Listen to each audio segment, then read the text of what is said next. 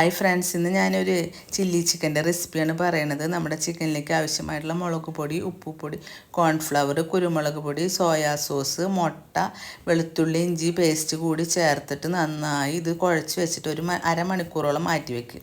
അതിന് ശേഷം ഒരു പാൻ വെച്ചിട്ട് നമ്മളെ ചിക്കൻ നന്നായി വറുത്ത് കോരി മാറ്റി വയ്ക്കുക. അപ്പോൾ അതിൽ കുറച്ച് എണ്ണ ഉണ്ടാവും, ആ എണ്ണ മാറ്റി വെച്ചാൽ മതി കേട്ടോ.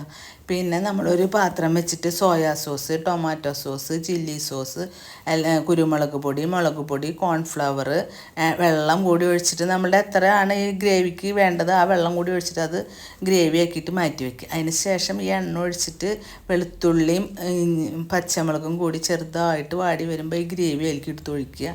അതിന് ശേഷം അണ്ടിപ്പരിപ്പില്ല, അത് ഇഷ്ടമുണ്ടെങ്കിൽ ഇട്ടാൽ മതി, അതും കൂടി ചേർക്കുക. പിന്നെ നമ്മളുടെ ചിക്കനും കൂടി അതിൽ ഗ്രേവിയിൽ കൂടി ഇട്ടിട്ട് നന്നായി ഒന്നിങ്ങനെ വരട്ടിയെടുക്കുക. അതിന് ശേഷം കുറച്ച് ക്യാപ്സിക്കം കൂടി ചേർക്കുക. ഇതിൻ്റെ സാധനങ്ങളുടെ അളവൊക്കെ ഞാൻ കമൻറ്റിൽ മെൻഷൻ ചെയ്യാം കേട്ടോ.